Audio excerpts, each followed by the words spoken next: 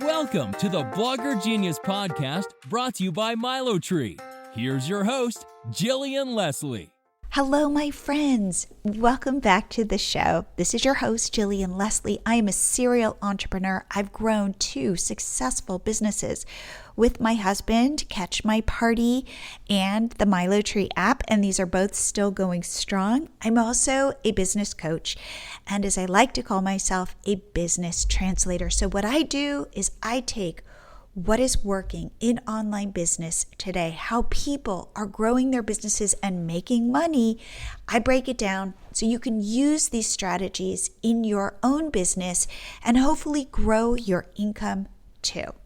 Before I get started, I want to invite you to join my Facebook group. I'm in there all the time, and it is a lovely community, and it is called Become a Blogger Genius. So please, when you are on Facebook next, remember to come over, to search for Become a Blogger Genius and join. And I would love to hang out with you over there.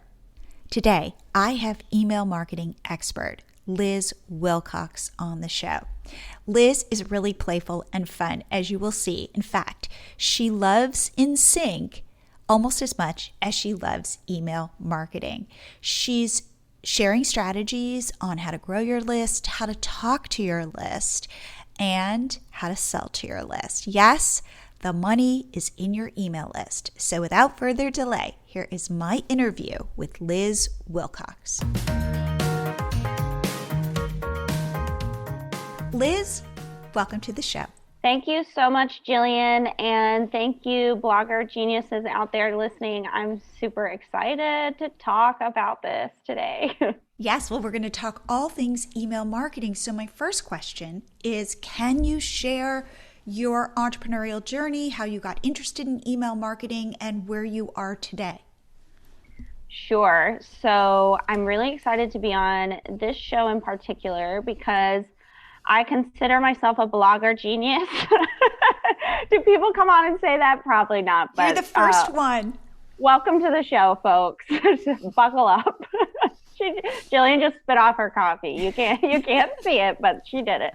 So I love talking to bloggers. I used to be a straight up, like Pinterest, SEO, Facebook group type of blogger. I started my journey, my entrepreneurial journey, because I wanted to hit the road in an RV, and my husband at the time was in the Army, and they tell you where to go, you don't get to choose, right? And I said, to heck with that, that's for the birds. I'm going to figure out how to make my own money so that you can quit the Army and we can go on this road trip of a lifetime. We can be these full-time digital nomad type of people. So of course, you put it in Google, how to make money online. You see all these people, all these, quote unquote blogger geniuses telling you how to do it. And I said, oh, well, if they can do it, I can do it. Because I'm seeing all these young people. And I mean, at that point, I was late 20s. I was still young, I'm still young now. But anyway, I thought, oh, well, if they can do it, I can do it. So I started blogging thinking, most people said, to make a full-time income usually takes the average person 3 years. I said, to heck with that. It's going to take me 2 years. So went in very naive, but very excited to give it a go. And so I started my blog as a business. It was an RV travel blog. I had never traveled in an RV in my life. I had just recently bought an RV, and I figured, how can I make this RV blog interesting when I don't know anything about RVs or traveling, and I'm staying in one place at the time. And so I just started kind of telling these funny stories about, my journey into the RV life and talking with people. And I ended up creating my first product about 6 or 7 months in.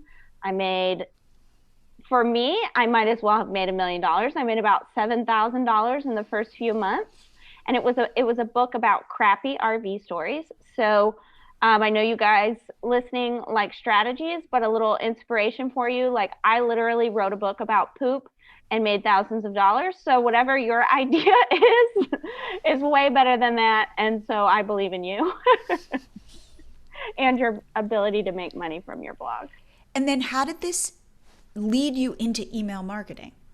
Yeah. Okay. So, like I said, it was an RV thing. I'd moved into an RV. I had a young daughter at the time. I think she was 2 or 3 when I started. And I didn't have a lot of time. And I kept hearing all these, quote unquote online gurus saying, oh, my number one biggest mistake I ever made with blogging or online business was I didn't take my email list seriously. I didn't start building my email list, until a couple years into the game, whatever. And I thought, I'm a very efficient woman. I don't, point A to point B. I want to get there as quickly as possible. I lived in an RV, like very efficient type of person, right? I don't need a lot of excess. I don't want a lot of excess. And so I said, okay, well, that's what I'm going to do. If the people that are making millions of dollars tell me the money's in the email list, that's all I'm going to focus on. So I dropped, I started outsourcing Pinterest. I stopped writing as many blog posts. I would outsource those to other bloggers. I did a ton of guest posts, allowed it for a ton of guest posts. And I just, no matter what I did that week, no matter what was happening, I wrote to my email list. And I realized I was pretty good at it. And after a few years, I had built my list up, and I ended up selling my blog in March of 2020 to go all in on email marketing because, in a niche where people don't want to pay for electricity, I was selling them books on poop. And so people were wondering, how are you getting them to buy this, PDF when they don't even, pay for housing? So I realized that was a real strength, and I went all in on it in 2020. I have this framework Okay. that I teach, and you can tell me what you think about it. I think that bloggers are not content creators, the smart ones, the successful ones. They are content marketers, so that every piece of content that they create has to have a purpose of how this is growing their blog and making them money. And when I think about content, whether that be blog posts, whether that be videos, whether that be social media posts on Instagram or Facebook, I think of that as top of the funnel. And as I move people down the funnel, I think email is at the bottom. And that if I can get somebody to know me because of a blog post I write or something I put on Pinterest or social media, and I can get them on my list, then I can do what you were talking about. I can get them to know me, again, that know, like, and trust, which takes time. But if I ultimately want to sell something like we do, we sell a $9 pop-up to grow email and social media. That's like a smaller purchase, $9 a month, or we sell coaching groups that are much more expensive. But the way that I have found the most success is via email. When I ask people, how did you find this? Or why did you sign up? They say, because I get your emails. So I think that is so important because it is the place where you can take a cold lead or maybe a lukewarm lead, and then you can nurture them, and not in a manipulative way, in an honest way, so that they know you. And when they purchase from me, they know I'm going to stand by what I sell, and they're more apt to do it. So what is your thought about my purchasing funnel strategy? I think that's perfect. And that follows so well into the framework that I teach. And you go to my website, lizwilcox.com, and it's right there. Like, it's the homepage is my entire framework. But anyway, it's, first you have a follower, which is what you're talking about, social media, blog posts, they found you on Pinterest, wherever. And it's your job to turn them into a friend and then a customer. So how do you go from follower to friend? Number one, get them on your email list, build that list, right? It's so much easier. The way people interact in the inbox is so much different than the way they interact with any other app.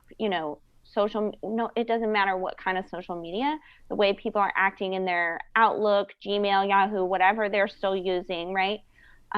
Is totally different. So you've got that follower, get them on your list, and that's when you can turn them into a friend. And when I don't mean a friend like a lot of people say, like, oh, you got to date your list. No, that's creepy, right? You're not trying to date them. I think of it as a friend.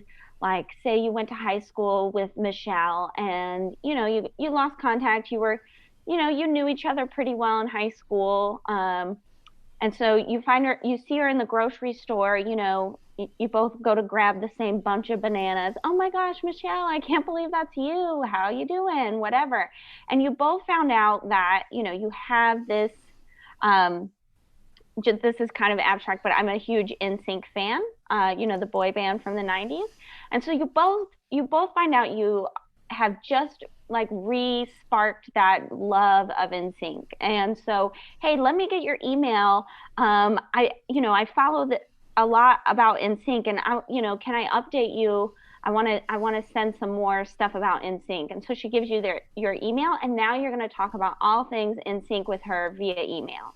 So think about whatever your niche is. If you're a crochet blogger, you blog about travel, you blog about making hats, whatever your thing is, just think about it like, oh, it's an old friend, you've been acquainted before, and you have this mutual interest of whatever it is you're selling, right? And you just email them once a week. You build that know, like, trust factor that Jillian was talking about. And I can kind of go into what goes into the welcome sequence. And then by the time so I call it like a 4+1 method. You email them 4 times in the first week, and then you email them once a week, right? You got to be consistent, top of mind. There's a whole heck of a lot going on with our smartphones. Our attention is being pulled in a million different places online. And so you just email once a week, you stay top of mind, you share in a relatable way, and you just, you stay consistent, and then that person becomes your friend, right? And again, not like your best friend, you're telling them about all, the horrors of the emergency room you had last night, but you're sharing relatable content, you're using content marketing, right?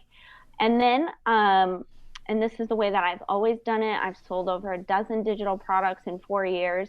I just ask them, they're my friends now. Hey, are you interested in, this fan book about NSYNC, or are you interested in this ebook about crappy RV stories? Or, are you interested in this outline to help you pre-sell your products? Whatever it is that you have the idea. And if you get enough interest, then you can create that product. You can sell it to them because they're your friends. They told you that they wanted it and that they needed it. Does that make sense? It absolutely. And I speak about it because I teach in our coaching group this idea of niching down, knowing, the more defined and specific your niche is, the easier it is to find your people, the other people who go nuts over NSYNC.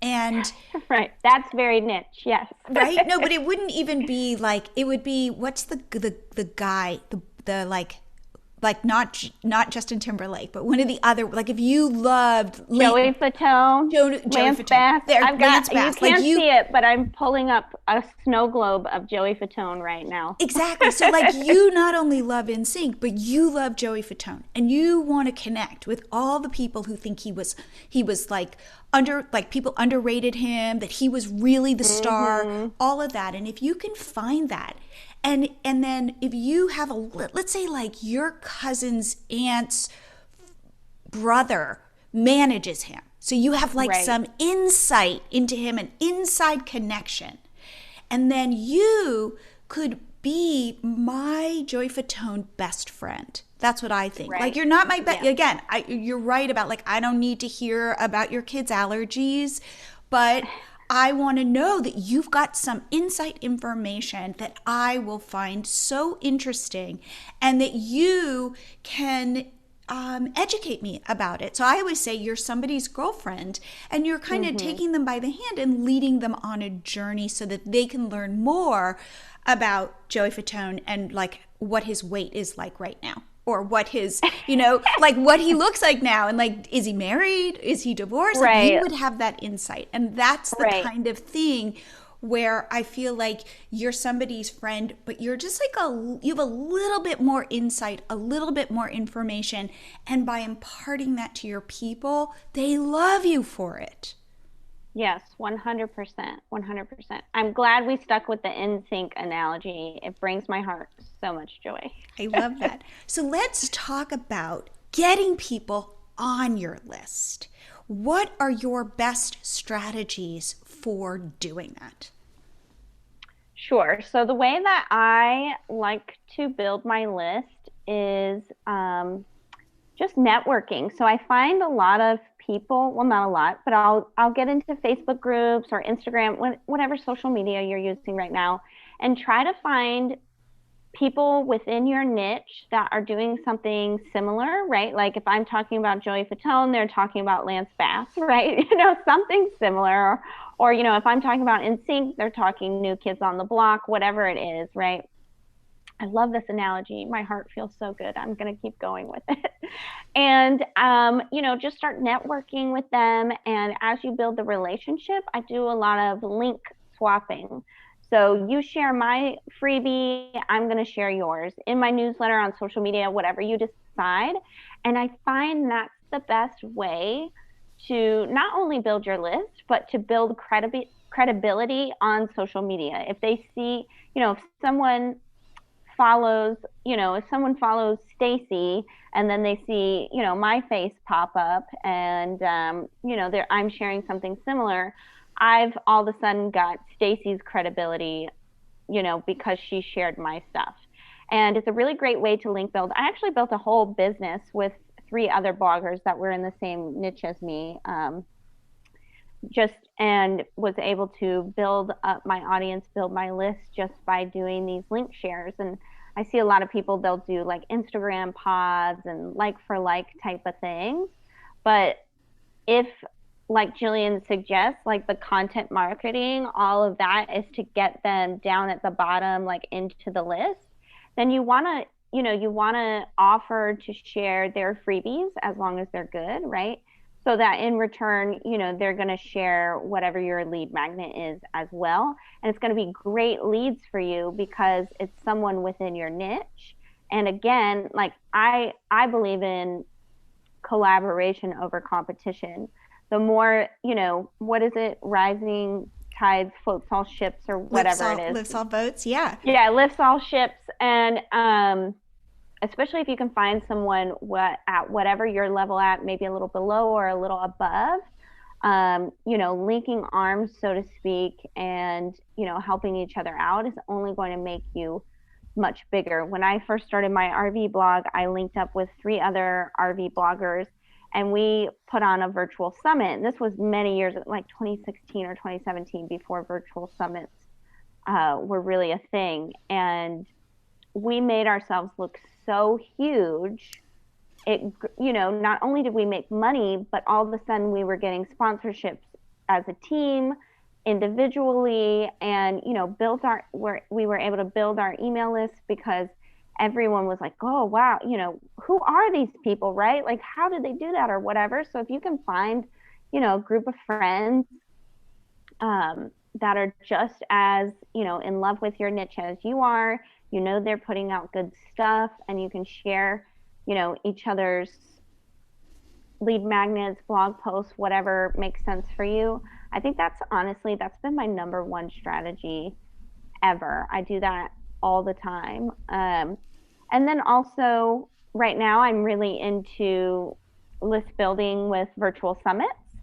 I love, and this isn't for everyone, I love being on camera. I love being interviewed. I've got a solid framework. If you're like Jillian and I, and you've got your framework, you know exactly what you want to teach people. Just get out there. There are so many virtual summits, especially after 2020 and the pandemic. They're not going away anytime soon. And like when I did my virtual summit with RVing, that was unheard of. RVers, that's not your typical online audience. But because of 2020, most audiences are now very familiar with Zoom, very familiar with the online event concept. And so if you can get yourself into digital summits, virtual events, whatever the heck you want to call them, and you can create a good presentation. You can be engaging, use slides. I use sound effects. I have a software called Ecamm Live that allows me to put sound effects. And yeah, write it down, folks. Pull over, write this down. I don't see anyone else doing this, and I don't really usually share this, but I use Ecamm Live. You can use, what's that other one that people use for Facebook? It's got a duck. You know StreamYard. That's what I use. StreamYard. Yeah. Yep. I don't know if it's as advanced as Ecamm, because Ecamm's been around for like 4 or 5 years, but sound effects, I can put GIFs, however you want to pronounce it, on the screen. I can change where I'm looking on the camera or where you see me on the camera. I can put words on the screen. It's very easy to use. If you have a Mac, I highly recommend it. Jillian, get an affiliate link because people should buy this thing. And it really makes me stand out. I was just in a summit and I got a report back, and I think I had about 500 people watch, and I got more than half of them to get my freebie. So that was about 30 minutes of work. Wow. What you're doing is you are presenting, then you've got an opt-in that is, of course, related to what you're presenting, and it's a link, or people can just kind of go to that link to get it, that you're promoting that in the webinar or at the end of your session. And then what you're finding is your conversion rate is really high. Yes. So let me give you one more tip on how to get that conversion high, because most people will say, don't bother with digital summits. That's just a way for the host to grow their email list. The conversion rate is garbage. I find that to be not true. Number one, because of all the things I told you that I do with Ecamm Live, I want to present in a fun way. But here's a tip for you to be able to get that conversion up. So as you're presenting, at the very beginning, you just say right off the bat, hey, I'm going to be giving you a lot of info. If you're like me, you probably already have your notebook and you're ready to, scribble until your hand falls off, however you would say it. But don't worry, I created this freebie that has everything in there. It's at the bottom. You don't have to take one piece of notes. Everything that I say, there's going to be a few key points, and those are in the freebie. Something like that. And as you're talking, as you're going through, as you're saying these points, I know I just threw a lot at you. Don't worry. Remember, it's all in the freebie. You can just click the link right now and get it. Another point, another few slides. But remember, this is in the freebie. You just keep saying it over and over. And then at the end, and this is gold, show them the dang freebie. Screen share and say, remember, I told you I was going to put all of this into a document, ebook, whatever the heck your freebie is. Let me just show it to you real quick, and then you screen share, scroll, remember, go to lizwilcox.com or, click the link below, bit.ly whatever, right? And get your freebie. And when you're, it's more that way, because the argument is valid. Like, everyone's throwing their freebie at you, right, in a summit. But if you can tie it into your presentation and make it known, like, this is actually really valuable, then people are going to sign up and you're going to build your list way, way quicker. Given that we are spending this entire interview talking about the value of email marketing and growing your list, I wanted to remind you that you can grow your email subscribers effortlessly with the MiloTree pop-up app. So in addition to growing social media followers on Instagram and Pinterest and YouTube and Facebook, MiloTree integrates with all the major email service providers. You can get your pop-up set up in minutes. You can add a custom image, especially if you're offering an opt-in. So head to MiloTree.com, sign up for your account, get your 30 days free. There is no risk. And now back to the show. Now, in terms of opt-in, so let's say I love this idea of the virtual summit. Let's say though I don't have a summit coming up and I want to create an opt-in that will get my audience's attention, what do you think works? Is it a checklist? Is it some instructions to something? Like, what are, in your experience, have you found is easy to create and easy to consume and gets people excited? Sure. I mean, this is the answer that everyone loves. It depends, right? It depends on your audience. If your audience are, mothers of 5 children, right? Like on average, they've got 3 to 5 kids, then you're probably not going to want to, put out 5 days of training videos that they have no time to watch. So think about who's your ideal person, how much time are they spending on, how much time are they spending on, learning more about NSYNC or whatever the thing is, right? And, what are they willing to invest into someone that's brand new? Because, if I'm talking to Justin Timberlake himself, like I'm going to sit down and I'm going to watch that dang video. But if I'm just, talking to somebody's brother's cousin's mother's neighbor that might know Justin Timberlake, right? Like, yeah, sure, I'm going to open up a checklist or whatever. So think about it in terms like that. But honestly, what I do, everything I create, whether it's free or paid, and this goes back to my, like, whatever your idea is better than mine and you should charge more than me. Everything I do is just a Google Doc. So in my world, I'm an email marketer. I teach people how to, make writing emails easy. I didn't create an ebook. I don't have a checklist. I just use swipe files, which are basically emails I've already written that you can take and make your own. And it's just a Google Doc. Somebody suggested I put some branding on there. So I just did that today. That was after 14 months of it being up. I was like, yeah, sure. Okay. I'll put my logo on it. But it's just a Google Doc and it's just the information. I created a quick Loom video walking through every email. And so if you're thinking, oh, it just takes a long time, whatever you want to create, I guarantee whatever your idea is, it's probably too much for freebie. So I would suggest, honestly, if you wanted to do a checklist, it doesn't need to be the super pretty thing you created in Canva. As long as the info is there and it's easy to access, that's when people will love it. That's when people will praise it, actually open it and read through it.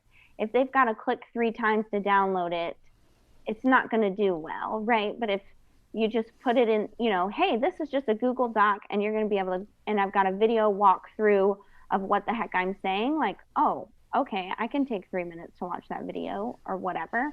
And even on the landing page, you can say, this will take you 5 minutes to consume, or, you should be able to understand this in whatever, or I've got this 3-minute video walking you through, whatever it is, right?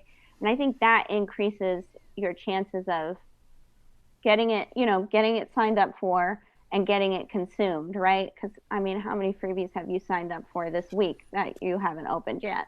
Right? Like, absolutely. We're all shaking our heads there. We're rolling our eyes. Absolutely. Right? Like my downloads folder is filled with them. So I get it. I get it. Oh. I always think that what gets me to download, and not just that, what gets me to actually open the file. And then the third one, and what gets me to read it. Because I will stop at each one of those stages. I'll sign up for it, get it. How easy is it to actually get? Because sometimes it's like four clicks before I get to anything. So I might bail there. I might bail once I get it. And I might bail when I'm reading it. If I do read it, like what keeps my attention? So just in your own life, when you are downloading freebies, and do sign up for, I won't call them your competitors, but your future friends in your space. Yes, I love that. Sign up for their lists and see what they're providing. See how much value you're getting and what you think. And then I would say be inspired by what you see. Take the stuff that you think is really valuable, put your own spin on it, and then see if that's useful for your audience.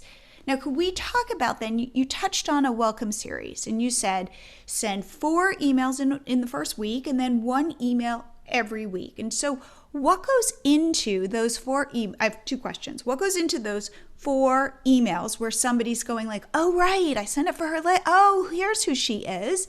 And then secondly, what is your thought about then selling to your list? Like at what point do you introduce the concept of I've got products that you might be interested in buying? Sure. So I'll answer that second question first, and then I can go into just email by email.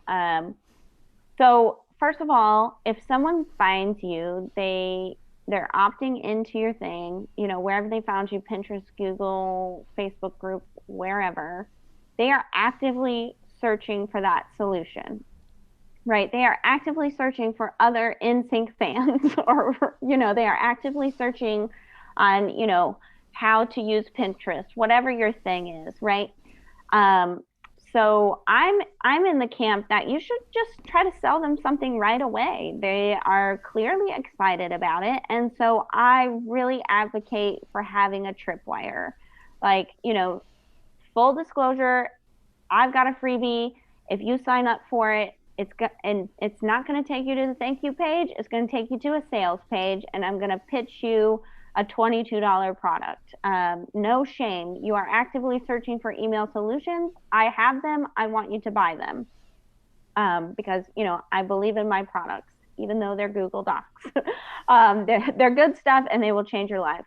And so that's kind of, that's the camp I'm in. Some people will say, oh, wait until you build that know, like, trust factor. And that's also valuable. Obviously, you're not going to sell a $3,000 product immediately after, you sign someone up, but you might sell a $7 to $20 product. That is very reasonable. So if you can create a product, or if you already have a product that's in that range, it should definitely be a tripwire.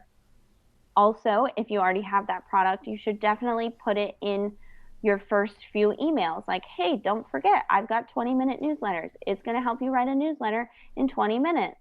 You should get it right now. So this is the same product as the one in the tripwire?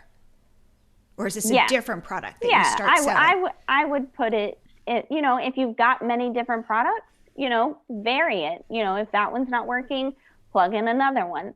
If you don't have any products yet, what is something you could sell, right now that you could get $7 to $9 for? Jillian, I think you mentioned you have a $7 product, right? We have a $9 product, and then I also have a tripwire that is $7. Yes. Right. And so because Jillian knows people are actively searching for what she's got to give, and dang it, she wants to give it to you right now for $9. It's a heck of a deal. So in your welcome email, that very first one, if they don't buy, you can put a PS, like, PS, did you get that tripwire? And you don't even have to set up any fancy. I just said, if they haven't bought it yet, if you look at your email service provider and it gives you a headache, just send it to everyone and just use the word if. If you didn't buy this yet, do not spend, if it takes you more than 10 minutes and you're like, I'm just not going to do it because I can't figure it out, and I'll put it on my to-do list. And then in a year from now, you're like, oh yeah, you see me at a digital summit, you're like, I never did that because it was too complicated. Just put the word if. If you haven't gotten this yet, just send it to everyone. No one's going to be mad at a 2-sentence sales pitch in a PS after they already bought it. They're going to hit reply, and they're going to say, yeah, I bought it. I can't wait to take a look. Thanks for the reminder. And then they're going to go download that thing because they already forgot. I just have to say that you and I are very like-minded. I love when you give these hacks to say, do not worry that it's a Word doc. Do not even worry if you don't have your logo on your download. Do not worry if you can't figure out how to segment and figure out who's already opened your email or who's purchased your tripwire, and just do the easy hack. And recognize maybe there will be one person who's mad and says, you already tried to sell this to me. Well, you know what? That's a person who you hopefully don't want on your list. Right. Like, you don't want them to buy anything else because it's only going to get worse. Yeah, exactly. If that person's freaked out, you know what? That's not a person you want in your life. So or a $9. That's not $9 you need to have. Absolutely. So in these 4 emails that you're sending, so you send somebody to a tripwire. I love that. And then what is the journey? And then what is the weekly email? Sure. So remember I said at the beginning, just quick 4 emails. You're turning this follower into a friend, into a customer. So the first email is just going to be your freebie and a quick intro. I see so many bloggers out there. They want to throw the kitchen sink and everything else like at them right away. And unless you're Marie Forleo or something, nobody cares about your life story in that very first email. Like no one's that excited. Sorry, I know that hurts. But they just want what they signed up for. So you can say something. And this is actually in my freebie are the swipe files, and it gives you all 4 of these emails. So you've set me up nicely, Jillian. Thank you. Oh, good. And what is the web? Where should they go to get it? They can just go to lizwilcox.com. It's every scroll you see. Sign up for my email list. Oh, let me just side note. That's another list building strategy. If your homepage doesn't have at least 3 places for people to sign up for your list, put that on your to-do list, because I think I have 5. I recommend 3 to 5 places on your homepage for people to sign up. Anyway, that was a side note to list building. So this is the easy way to welcome people. Number 1, just give them the freebie and a quick intro, like, hey, Jillian, so glad you signed up for my swipe file. You've waited long enough to get your email marketing together. So just click here. By the way, my name is Liz. I'm still obsessed with InSync, but I love email marketing even more. Talk to you later. That's like 6 sentences, right? It's very quick. Remember, we're trying to remove. Jillian went through her whole thought process, like, oh, did I download this? Did I open it? Am I actually going to use it? We want to try to remove as many barriers as possible. And if you're talking too much at the very beginning, they're never going to click on that. Number 2, the second email, and I send these, let's say Monday, Tuesday, Wednesday, Thursday. I just roll them right out. And you can test, but I've had 3 companies, 3 different email lists. I always send them one right after the other. So, the second email is your best content. So I know we're all bloggers here. So, what's your best blog post, or what's a blog post, that you think this really shows who I am? For me, I love to tell funny stories. If people don't have a freaking sense of humor, I do not want them on my email list, because they are not going to like me. So my second email, I'm showing them a blog post that is, maybe a little sarcastic.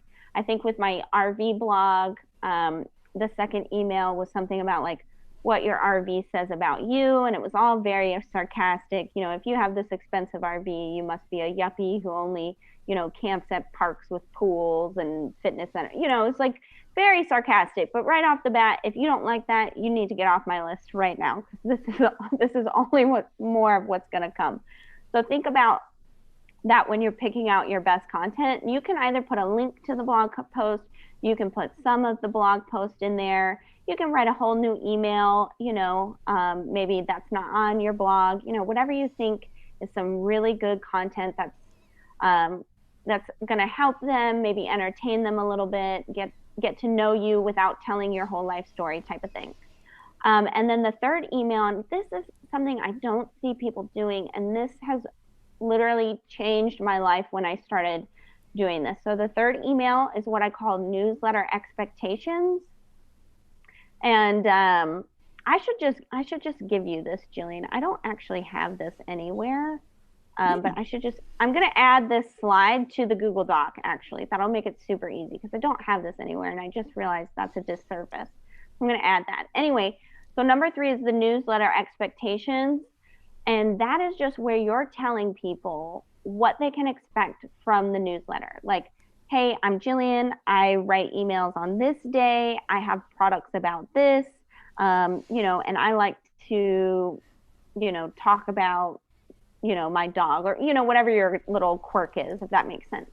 So in mine, it's, hey, my name's Liz. I love InSync, and I still talk about them. I'm going to write you on Tuesday mornings. I've got a Facebook group. So this is where you can put, if you want them to join your Facebook group, if you want them to, follow you on Instagram, that's where you're really strong, whatever it is. And also this is key. Like, this is so key. If you're only half listening, put down your phone and listen right now. This is where you tell people you are going to offer them free and paid products or services, advice, however you want to put it. Because if you're listening and you don't have a product right now, but your whole point of blogging is to create products and make money, you want them to know right away that you're a business. And you don't have to come right out and say, I make, this much money a month, or, here's my blog revenue report, whatever. But you can just say, like, hey, I'm going to offer you some free and paid products about NSYNC, crocheting, dogs, whatever, travel, whatever your blog is, right? And that way, it just kind of, you can't see my hand, but I've got my hand on the back of my head, and it just kind of flips a switch in the back of their mind that says, okay, this person is a business. And one day, and this is very subconscious, one day they're going to send me a sales email, right? And that way, when you actually go to send a sales email or you go to pitch them, it's not this huge surprise like, oh my gosh, she's an e-beggar, boo, unsubscribe, you suck, right? Because you told them up front, like, I'm going to offer you some free stuff and some paid stuff. So they know it's coming. I think that's so powerful, especially if you're a parent, you have kids, and you know this with your parenting, that the more you can kind of frame an experience for your kids, hey, we're going to go to the park, and we're going to be there for like 45 minutes. And then afterwards, we're going to go to the restaurant and we're going to get burgers. And then we're going to come home and it's bath time or whatever. And you set this expectation. You're like putting the foundation, or like you're kind of setting it up so that your kid, it's like super helpful when you're a parent, because you're explaining what is going to happen. And then your kid can kind of trust this.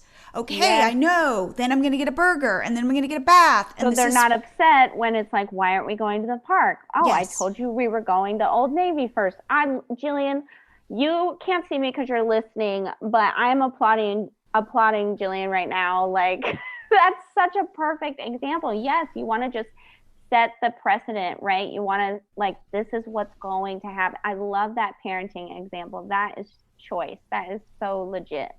That's exactly what you're doing here. I love that. Thank you. Yeah, and I don't, it's just something that I thought of one day when I was like, kind of writing my manifesto, and I was like, free and paid products. And I'm like, wow, that's worth everything right there. But anyway, the fourth email is just your big why. Nobody on the first email, they don't really care, right?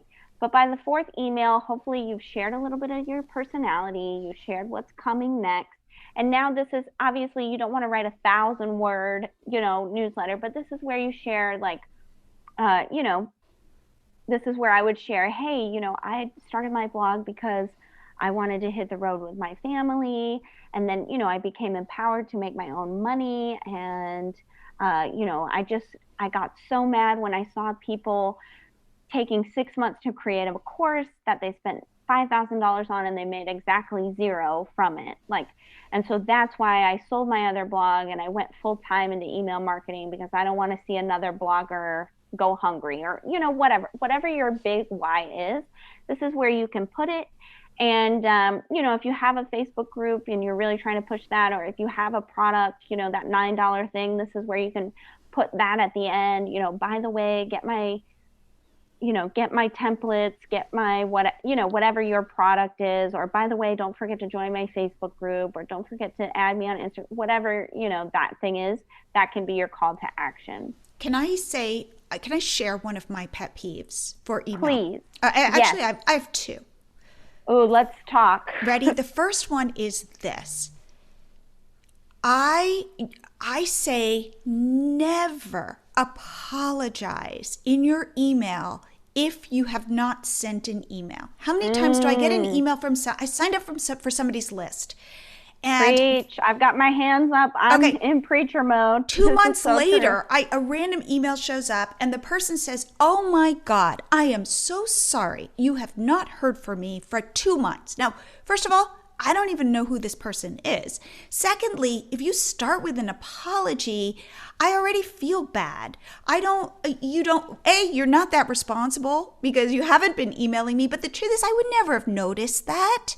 So do not, you see these cooking shows and somehow something goes wrong in the kitchen when they're preparing something, and then they come out to the judges and they go, I didn't put the sauce on because I burnt the sauce. And the judge would never know there was a sauce. They would never know there was a sauce. So do not lead with that. And then my second one is, in your emails, you're you, and I talk about this a lot. Mm-hmm. I have a 13-year-old daughter, so I see this every day. My 13-year-old daughter believes that the world revolves around her, and it takes a little bit longer for us to kind of half unlearn that. I still think the world revolves around me, but the truth is nobody really cares. I teach this all the time. Nobody cares about me. So in my emails, when an email's coming to you from Jillian Leslie, even if I've been sending you weekly emails, you're going to get an email at some point and be like, who is this again? So in the emails, continue to remind the reader who you are and what you do. Because at some point, how many emails do you get from people and you're like, wait, who is this? Like, what are they talking about? Again, talking about what you were saying, setting the framework. I think it's almost like you need to reset in every email in a short way. Hey guys, it's Jillian. So now, for example, when I do Instagram lives, I repeat myself, or when I do my podcast intro, hey guys, Jillian Leslie, host of the Blogger Genius podcast, business coach, business translator, boom. And then you go, oh, right, that's who that is. But to think that people will know who Jillian is, even if they get my weekly emails, I think is a big mistake. Your job is to continue to remind somebody why they signed up for your list and what you offer, who you are. So those are my 2 pet peeves. I love that point, Jillian. So in my emails, I just always say something like, I take my job as your source for email marketing tips seriously, right? So they're like, oh yeah, that's why I opened up this email, or that's why I signed up for her list. Okay, yeah, I remember her. Because otherwise it's like, why is this lady talking about InSync? Why is she always sending me these weird, because I send like personal GIFs. I'm like, why is she always popping up? Like, who is this lady? And especially with email marketing, they probably are on 10 email marketing lists, right? And so it's like, who's Liz Wilcox again? Or I'll put, and this is just my personality and it might be yours too. So I'll put, I'll sign off, and I always sign off my full name. There's a lot of Liz's out there, a lot. And there's several Liz's that talk about email marketing, actually. So I'll put Liz, and then I'll put like in quotes, like your email marketing friend, Wilcox, or, that lady who won't stop emailing me, Wilcox, that lady who talks about InSync and emailing, Wilcox.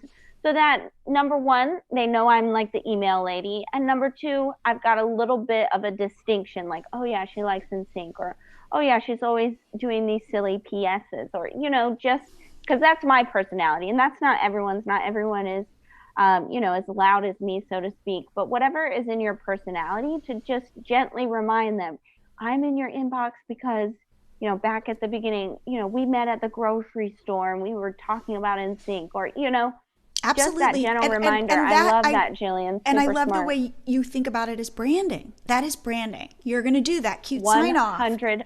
So think about branding. what it is that you can do to remind your audience, because the truth is, they don't care about you and they forget you. Even if you're emailing once a week, don't think that you're top of mind. They are not going to bed at night thinking about you. That's so true. And so if you go to my website, you'll be like, oh, okay, now I know what she's saying. Like, I stand out online. I wear loud colors. I'm very like 90s themed. And even me, people forget about me. Not everyone's opening I don't have 100% open rate. People unsubscribe. Even, even people that know me personally, right? They're not going to bed. Oh God, Liz, I'm so glad she went on Facebook Live today. That changed my life. Oh, I'm so glad she emailed me all those subject lines. That's not what they're going to bed thinking about. So, even if you think, oh, I've got this, my content is great and people always, praise me, even those types of people, you need to remind them, you need to stay. That's why I was saying earlier about the friend, quote unquote, staying top of mind, but also sharing in a relatable way, right? Sharing content that makes sense. Like a lot of my audience are millennials. So obviously they're going to get the in-sync jokes. They're going to get it when I talk about, Fresh Prince of Bel-Air or New Kids on the Block or, whatever all those things are.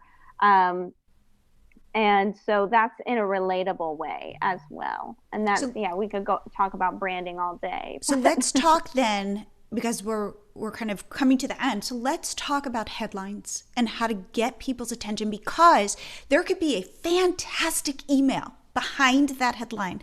But if that headline doesn't get somebody to click and open, you've lost them. So what do you do to get somebody to click that link? Oh, this is such like a huge question. I literally have a 2-hour workshop on how to get people to open your emails. But actually in my freebie, you get that welcome sequence I just talked about, and then you get 52 subject lines as well that all have a 40% open rate or higher for myself tested. Anyway, with headlines, with subject lines, you want to make a subject line for a friend, right? This is not Google SEO.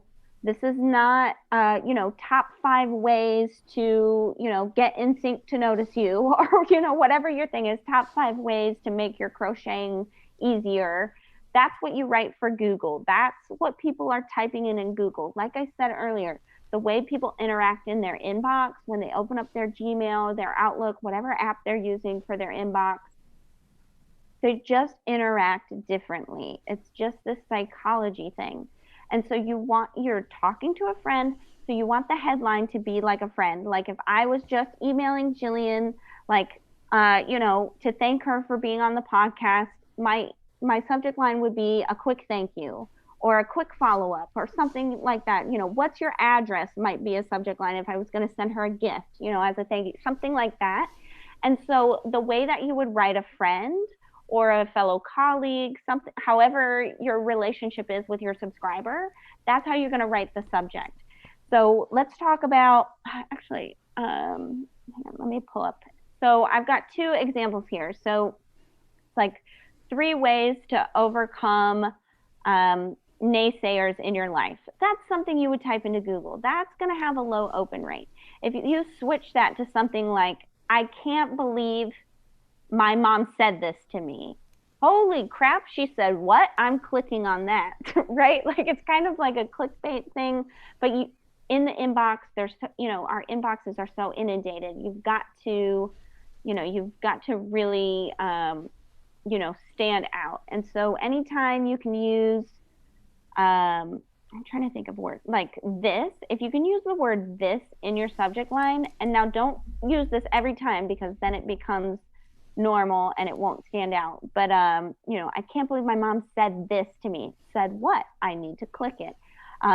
You won't believe this discount. What discount? Why won't I believe it? Click, something like that.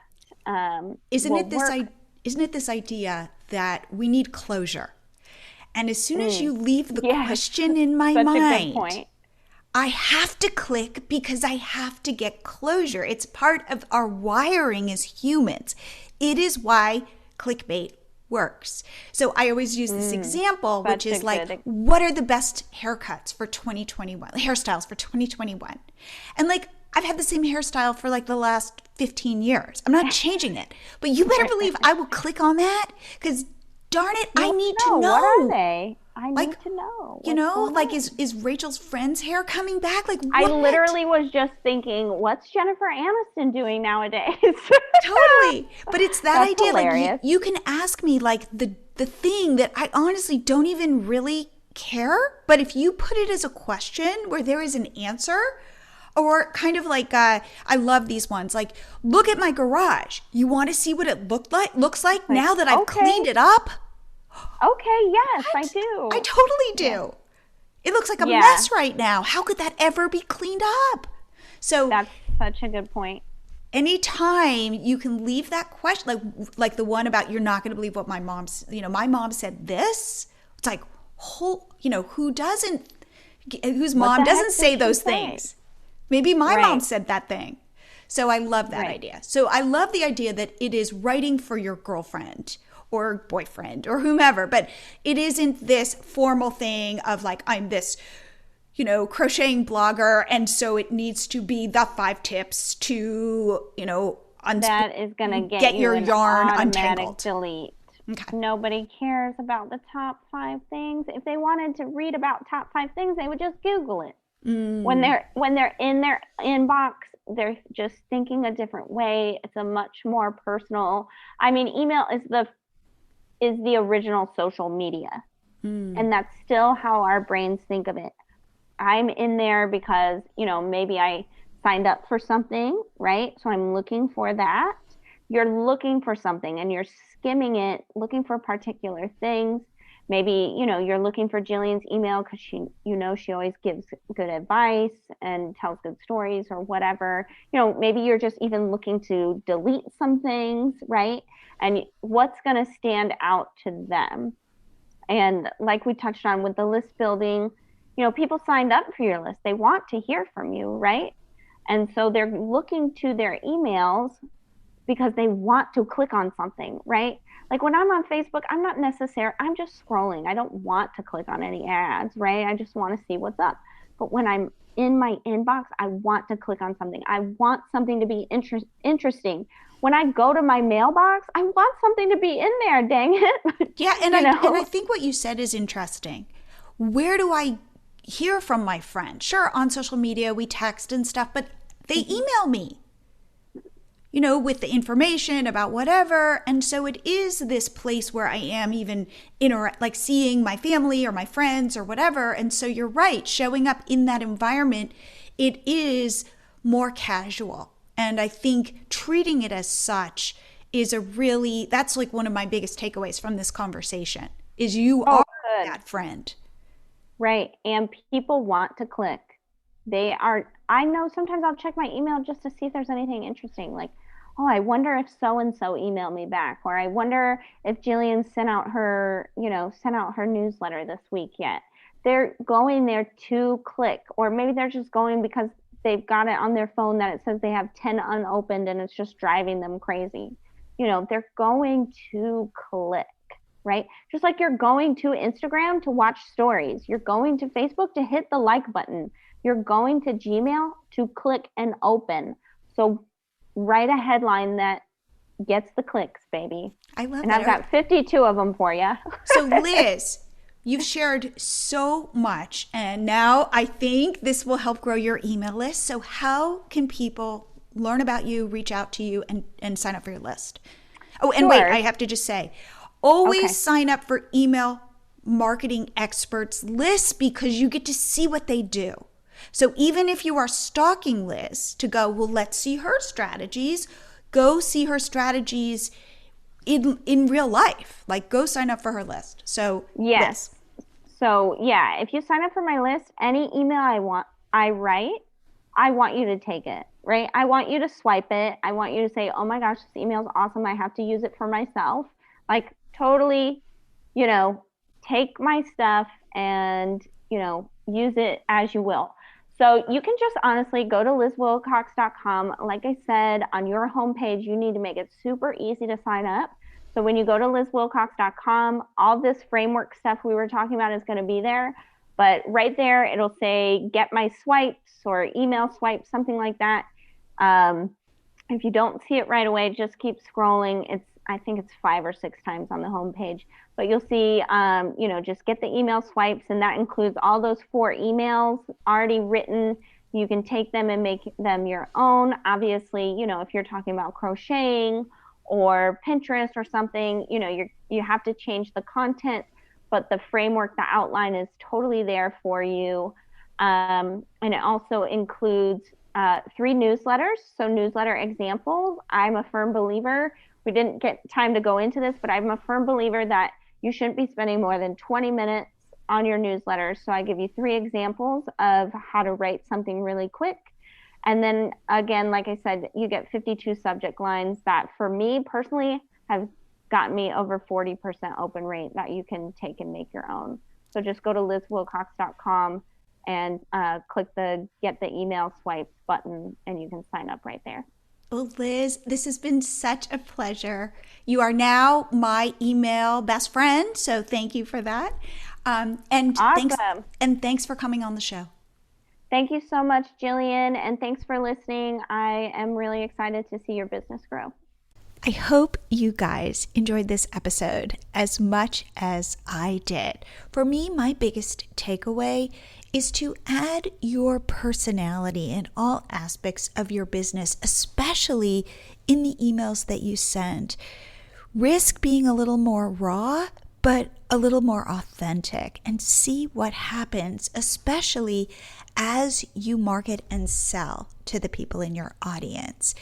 And final reminder, next time you are on Facebook, which could be in 2 minutes, search for Become a Blogger Genius and join my Facebook group and tell me that you just came from this episode, and I will be absolutely delighted and give you a personal, warm welcome. And I will see you here again next week.